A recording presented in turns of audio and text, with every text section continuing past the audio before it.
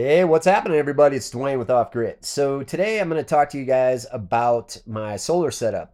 Some of y'all are new to the channel. You haven't seen my setup, and it's evolved quite a bit since I started. I started out, I had a single inverter, and I just hooked up the lead acid batteries and lived off of that for a year. Um, I'm doing a voiceover on this, so if you see my hand moving around in the background, it doesn't mean anything. I just didn't like how it sounded, so I'm going to do it like this. So you'll see my hand moving like that, but it's not really going to be in sync with me talking here. So I'm just kind of freehanding this. So I'm just going to talk and tell you guys my setup and everything else. So the way I have my solar set up right now, I have 14 panels that I did not make a video of here, but 14 250 watt panels, okay, that are hooked into the system. So it's about 3.5 kilowatt. It's a small system, but I also live in the desert in Arizona, so we get a lot of sun here. I have two grow watt inverters here. These are 3,000 watt inverters.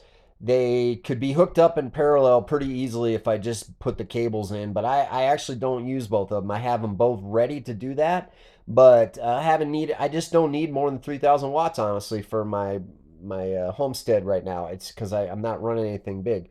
My tools and all that, I run them off my generators, which y'all already know that. But anyways, so the way this is set up, I have my solar panels that are hooked into this combiner box you see down there on the front of this cart here. And I call this a power cart because the interesting thing about how this is set up is this is inside a fifth wheel RV, okay? So this cart is sitting where the couch used to be. What I did was I took the couch out of this thing because we didn't use it anyways, and decided that until my house was built, I wanted to have my solar set up, but I wanted to be able to move it fairly easily so I could just disconnect the panels and everything, and I could just, me and someone else could actually pick this cart up and move it out of the RV. I'd made measurements to make sure. So I custom built this cart.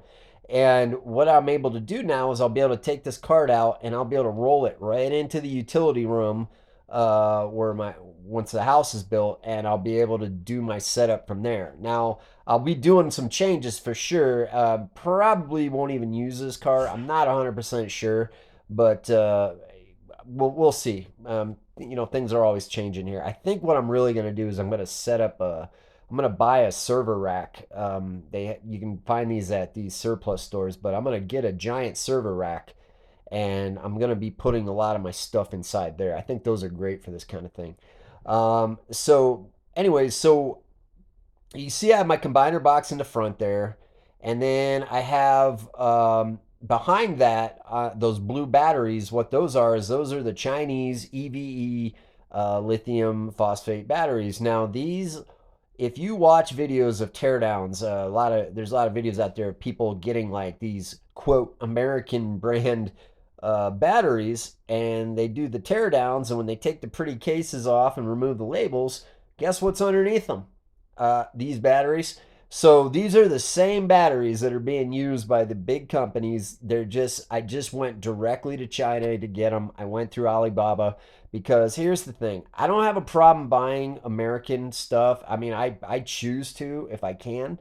But when that company is all they're doing is just disguising these batteries and acting like they're this patriotic company and everything, and they're just way overpriced. I kind of have a problem with that because it's not really being truthful. You're selling the American made thing as a sales tactic. So I'm not down with that at all. So I said, you know what? Nah, I don't need to pay the 75% markup. I'm just gonna buy the batteries direct.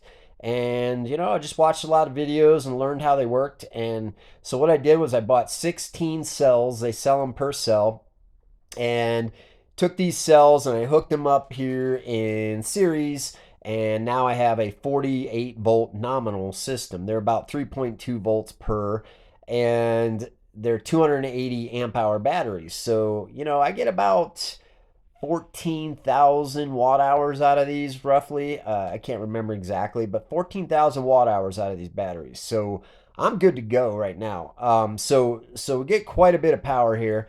They're hooked in through the BMS, which the BMS I bought through this company, another company that they're quote American company, but it's just a Chinese BMS that when you hook this up to your phone, it's going to be in Chinese. And so, you deal with that stuff and you get a good price on the stuff, but you also have to deal with the fact that you got to figure out how to use some of this crap. And sometimes, if it weren't for YouTube, man, I'd be screwed because some of these things you can't figure them out because it's all in Chinese. And so, but once I got it all figured out, this Overkill BMS, like I said, it works fine. I don't have anything wrong with it, but uh, they're not really that great, to be honest, as far as service or anything like that. I had some issues with this thing initially when I set up. It was kind of frustrating.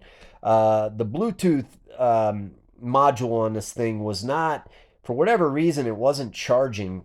Um, I don't know what was going on, but the BMS wasn't charging the Bluetooth thing, so I couldn't access the Bluetooth. And I was having problems with it, but it kind of worked itself out. Sometimes that's just how things work. Worked itself out, so I was able. There it is, right here. I'm closing in on it there, but yeah. So right now, I'll pop a video up here in a minute of me getting on my phone, which I can do from. It's got quite a range on this Bluetooth. I will say that, but I can be around this area, and all I have to do is log in through my phone, click a button on an app, and there I am. I can show you. It'll tell me everything I need to know and way more. So there's a lot of stuff on there. I don't really mess with it much. I just, it's there to make sure to keep everything safe because I'll tell you one thing, you do not, and I repeat, do not run lithium ion batteries without a BMS. It's just as simple as that.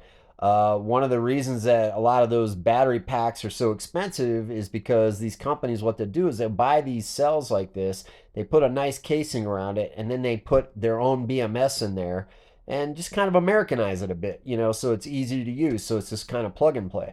So I get why people buy them, but the thing is that at the end of the day, if you're trying to save money, I'm telling you, this is the way to go. So that being said, where am I at now? So I have some parts on here that when I set my house up, I'm actually going to exchange out, like my fuses, for example, from my DC side. I'm going to be changing those out for some better fuses. That'll be the first thing I'll do. The DC disconnect there, because I'll be using more amperage once I have my house set up. I'm going to change that out too for something a little better. So there's a few of the components on here that I'll change out.